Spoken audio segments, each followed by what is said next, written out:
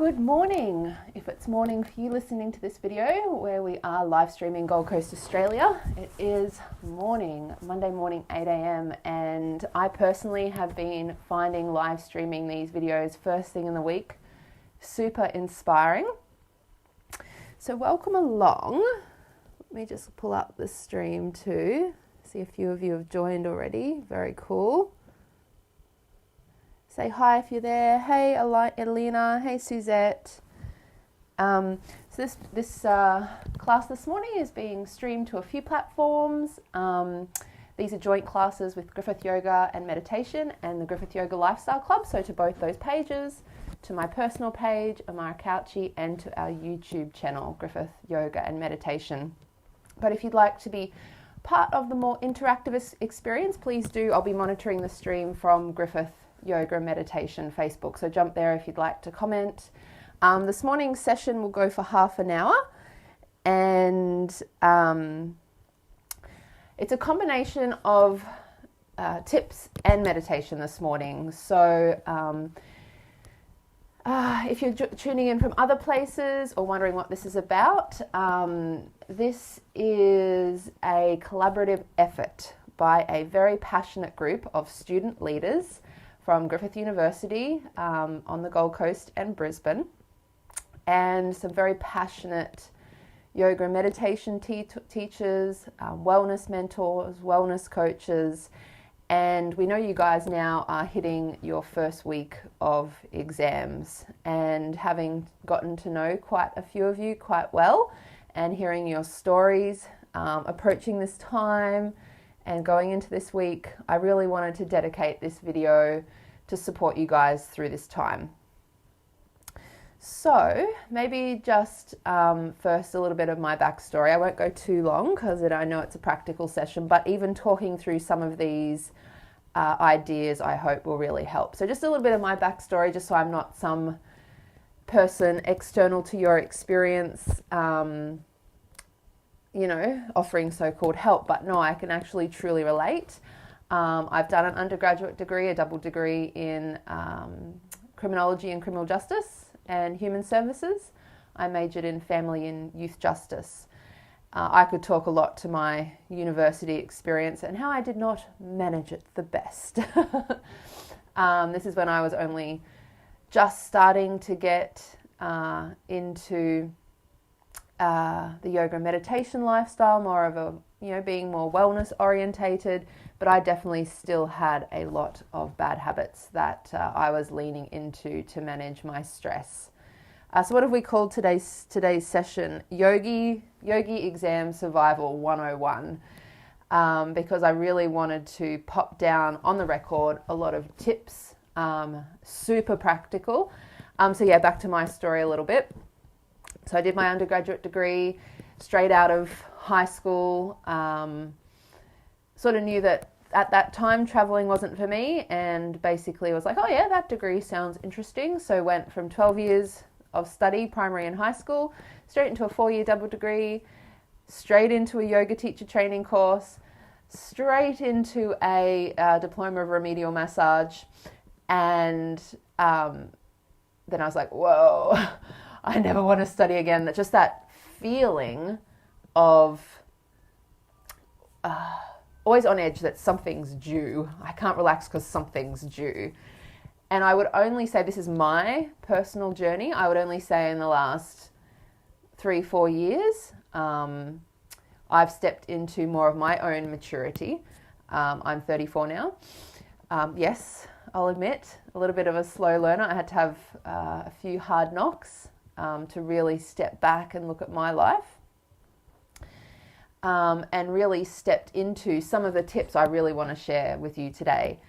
And in the last few years, I've been studying wellness coaching, and I really love weaving that in. I'm now a qualified lifestyle wellness coach, and I really love weaving that in to all the work I do, especially with young people that could benefit from things I could have been applying 10, 15 years ago. So maybe just while it's in the forefront of my mind, a story I hear over and over again, and a story my mind plays out to me, is I don't have time for those wellness things. I won't name names, but I'm thinking of a particular student that I've recently got to know quite well. And now on 2 occasions,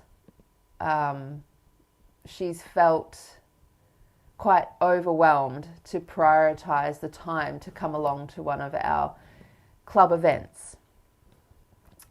Both times I think she's prioritized it because she's had a little faith in the practices and the taste she's already experienced of the balance and the groundedness and the strength it gives her. And both times she's just shared with me, wow, I'm so glad I came. I feel now I can go back into my studies with so much more focus and energy and strength. To the point now where she's actually one of our strongest club advocates because she's experienced this lifestyle so much. And I do say lifestyle because, not just watching this one video will be a quick fix and, solve all your problems. It is, or maybe this is a nice segue into, I wanted to share my 5 top tips to managing stress. Now I'm going to make this specific to surviving exams, but it could be surviving a really very, very heavy and intense study workload, work deadlines, whatever, any sort of stress or pressure or overwhelm. These 5 tips will really, really help. So let's start with routine. Now, like I said, I'm 34 now, and the Amara, that's me, Amara. Hey guys, if I haven't introduced myself already, welcome to the class this morning. But my Amara through my 20s, I had routine, I had structure. That's always been sort of in my DNA. But as my workload and my responsibilities have increased, I've really had to knuckle into that or lean into that even more. So I know particularly these first 2 tips I'll mention, routine and time management, it's like a bit boring, a bit dry.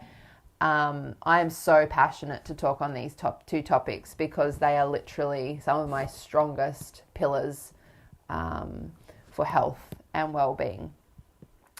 So routine. Do we have a routine? Do we, is it regular, day to day? That whole 80-20 rule, I'm not a fanatic, but that's a good gauge for everything. 80-20, leaving some room for spontaneity. But do I have structure and routine? Little children have this. Why do we feel it's not important for us? So making ourselves, daily, weekly, monthly, if you're a uni student, semesterly, routine or schedule. And I love the saying, routine equals balance. So if we're feeling unbalanced, that's a really, really helpful place to start looking at our routine and trying to sync it with the natural ebbs and flows of our day. Regular and natural waking hours, eating hours, resting hours, etc. Pardon me. So number 2 is time management. Again, a super blasé topic, but no one else is going to manage our time for us. So again, this builds into routine, looking at how we structure our day, and I'm very much about working with our energy and focus cycles. So the more we step back and have some time to contemplate and apply these ideas, we can see, for example, when we study best, when our digestion is at its strongest, etc. So there's many different examples, but really looking at how we manage our time and working with our energy and focus cycles, this can actually help us bend time. We all have 24 hours in the day, but this can, when we start to develop awareness around these things and apply them, it really, really helps us to optimize our time and get as much out of our days as we possibly can. So the next few are pretty self-explanatory. Number 3, my third tip for surviving exams and stress and overwhelm is having a really strong, solid and like-minded support network. Now this could be everything from family, friends, mentors, health workers, etc. So, maybe sitting down and writing yourself a list out, or who is my support network? Who are the people that lift me up and inspire me, as opposed to perhaps the opposite? Number 4, having a fun and creative outlet. Fun and creative outlets. Fun is such a good way to de-stress, and even making this a priority. Maybe we can't take 10 hours a week when we're in the middle of deadlines, but not letting that slide off our radar. When we feel we're too busy for something and too overwhelmed and too stressed for something, that's when we actually need it the most. So having some outlets which are both fun and creative, where we can just, even the fact that laughter is so strong for our, such a booster for our immunity, and also having some creative outlets that are going to uplift and inspire us and have a positive impact on our mental health. And number 5, and that's a nice segue into what we're about to do for the next 15 minutes, is meditation. This will always be on my list of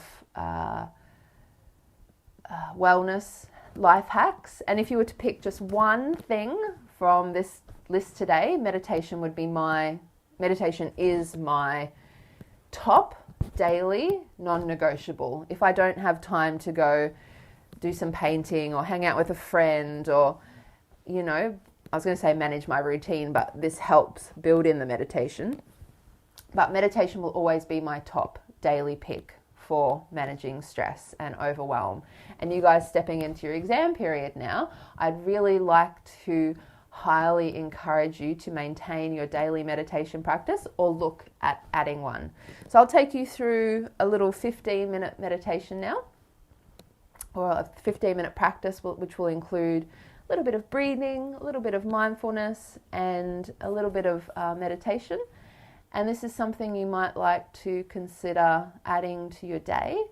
And until you experience the benefits for yourself, you might be a little bit blasé, like everyone knows meditation works. So I don't need to sit here and convince you of the benefits. One role I see myself playing is being like the meditation personal trainer, getting you guys excited and helping you guys with the implementation of how you add that to your day and life. So, thank you for listening. I feel this all really is very helpful. I hope it's been some interesting food for thought, and let's settle into our practice now. So you can sit or lie. The main thing is just to be comfortable, not to be thinking about tightness or stiffness in the body. So just relax. Remove any distractions, phones, laptops, etc.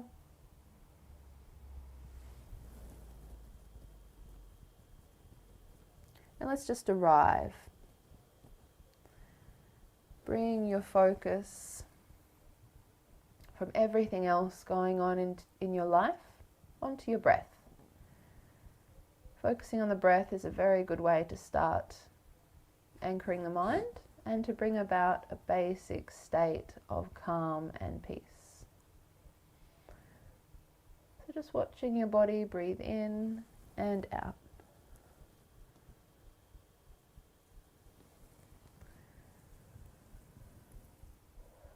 Feel how the inward breath is cool and fresh.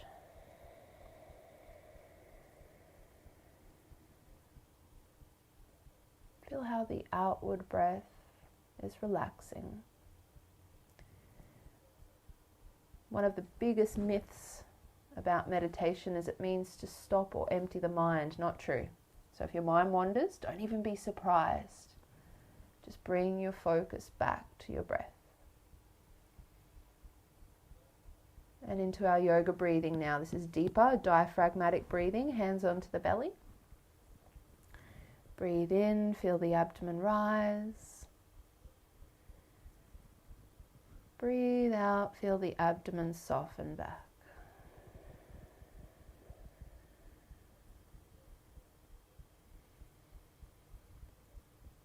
This involves relaxing the abdomen, where we often hold on to lots of tension, stress and emotion.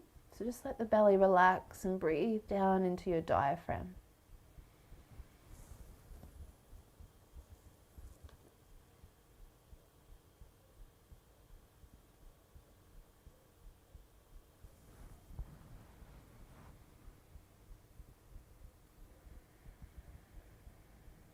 Bring one hand onto the chest. And now inhale, feel the belly rise, then the rib cage, then the chest.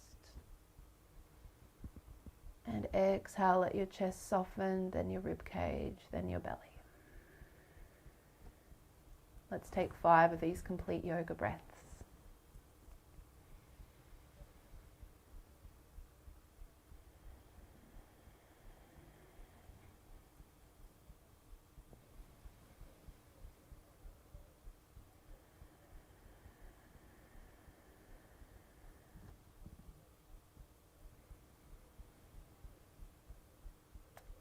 Deepening the breath brings the body into the rest and relaxation stage. This helps our focus, decision making, productivity, etc.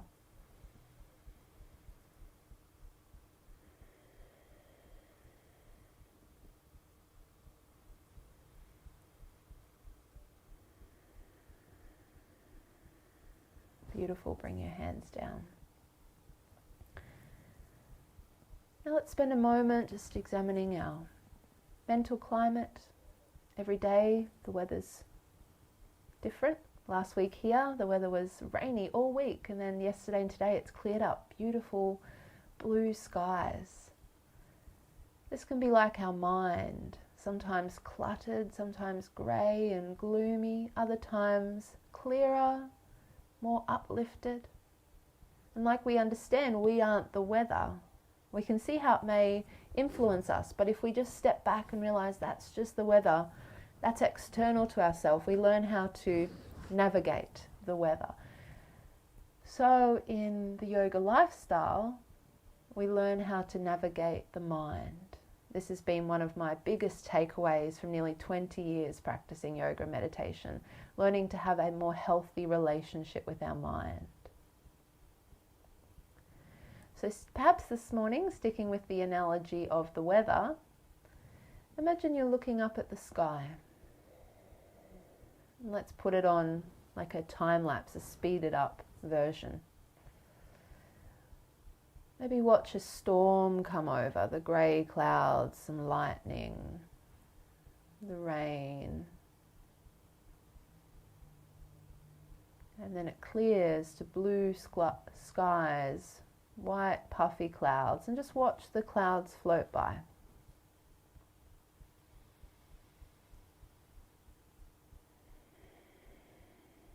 And then it may go back to the greyest, or even maybe goes to night. You know, the sun goes down, the sky gets dark.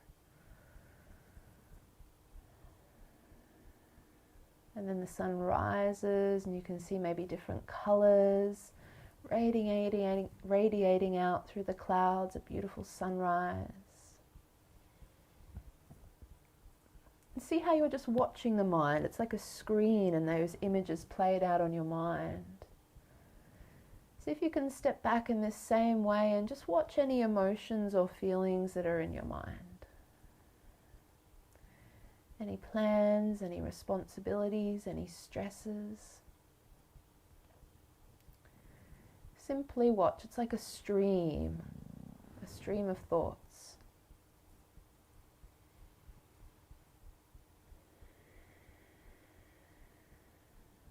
Say to yourself, I am the silent witness.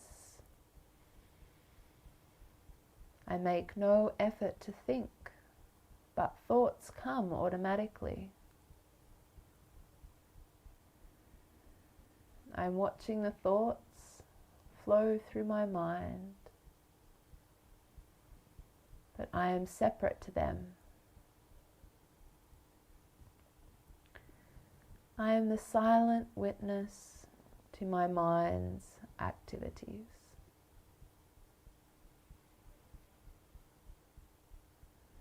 And understand that you can step back from your mind.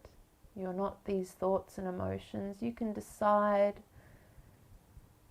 if you'd like the mind to talk more to you, or if you'd like to talk more to the mind.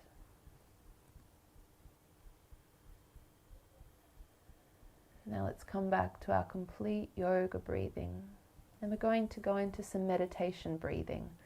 This is a beautiful ancient practice where we add a mantra to our breath. Now you can simply just listen to me, or if you'd like to partake, it's a little bit more engaging. We inhale and think the mantra. Our mantra today will be Om, Hari, Om. So if you'd like to repeat after me to learn it, Om, Hari, Om. So we inhale and think that mantra, and then we exhale and say it aloud like so. Om, Hari, Om. And we know sound is so powerful. There's so much documented evidence of this now. We just think of, those movies and shows we've seen about classical versus heavy metal music played to plants and things like that. And you think in your own life, what sort of, just a total relevant example for the students out there, what sort of music, well, maybe it could go multiple ways, but a lot of people like to listen to very relaxing, soothing music when they'd like to relax. If you had sounds in the background like babies screaming, jackhammering, nails down a blackboard, these sounds are agitating. So in yoga, in the science of yoga, these mantras are very soothing, peaceful, and purifying sound vibrations. So you'll find that they spontaneously and naturally remove any worry and stress from your mind and heart. So let's do 10 of these meditation breaths again. It's as effective simply listening or joining in, whichever you prefer and are comfortable doing today. Breathing in.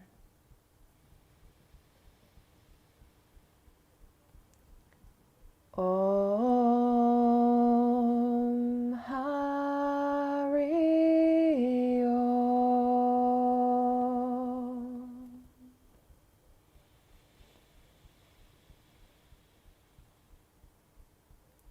Om, Hari, Om.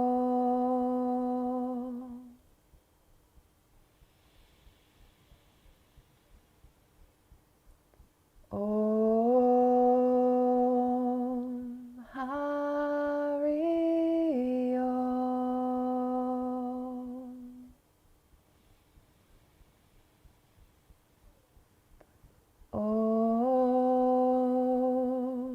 Hari, Om. Om, Hari, Om. Om, Hari, Om. Om, Hari,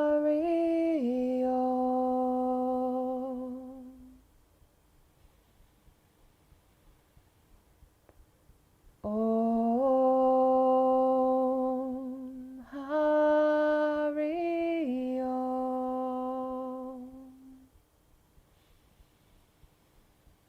Om, Hari,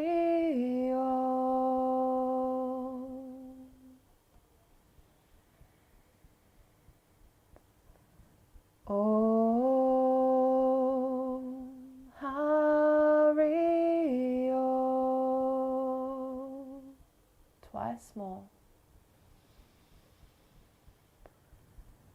Om,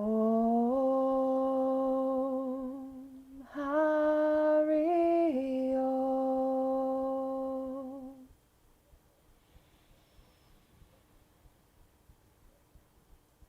Om, Hari, Om.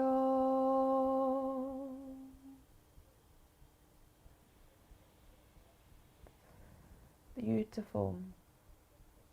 Just let the mantra continue to float in your mind as a memory, enjoying the peacefulness of that sound.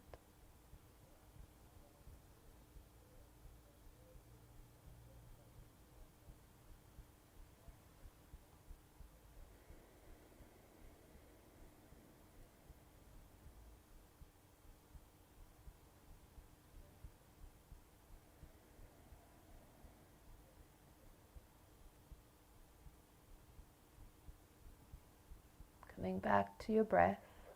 So we've done 3 very simple but super powerful techniques. We've done our breath work, we've done our mindfulness or silent witness meditation, and we've done our mantra breathing. And this is a nice 10-15 minute practice you can incorporate into your day. First thing in the morning, before the day starts and distractions and work kick in, is super effective.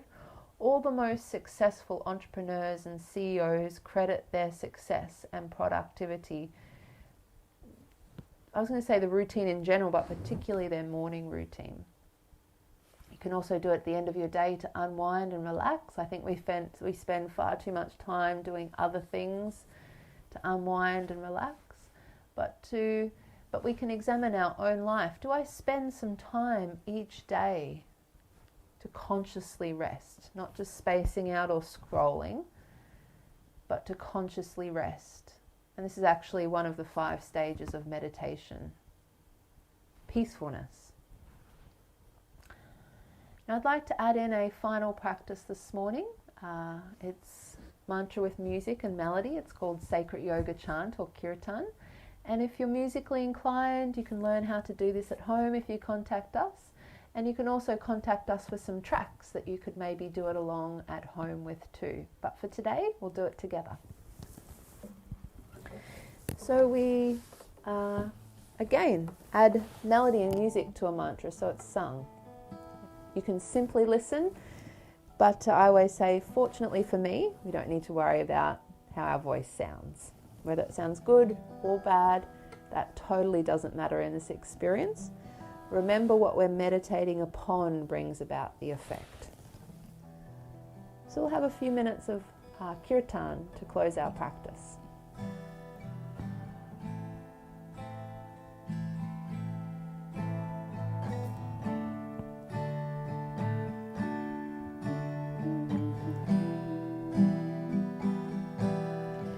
The idea is I sing the mantra while you listen, and then you might feel inclined to sing back. So I sing, then you sing, and we'll stick with this beautiful mantra, Om Hari Om.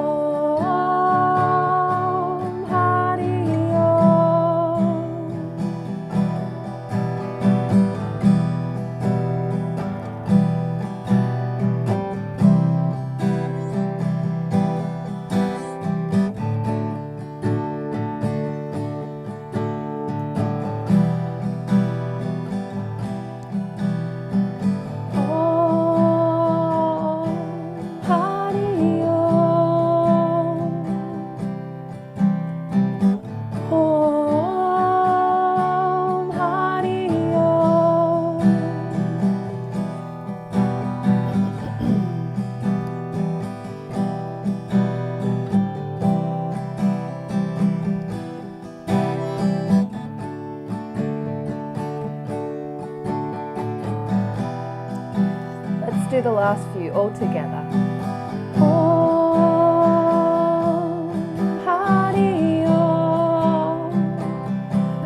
Pardon me.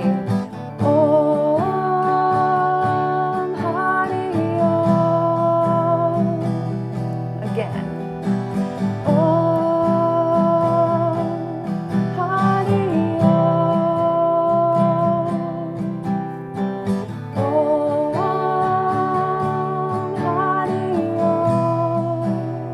Last time.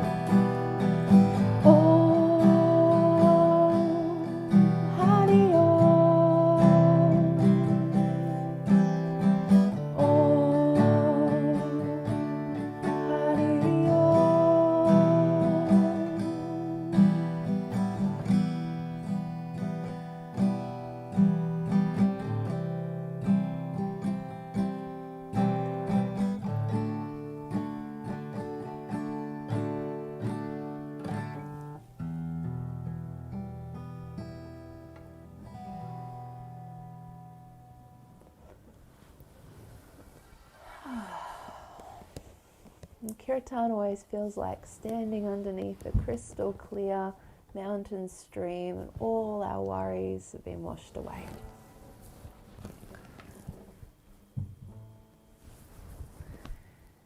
I hope you've enjoyed today's little video, and if you have any comments or questions or just want to say hi, please comment below.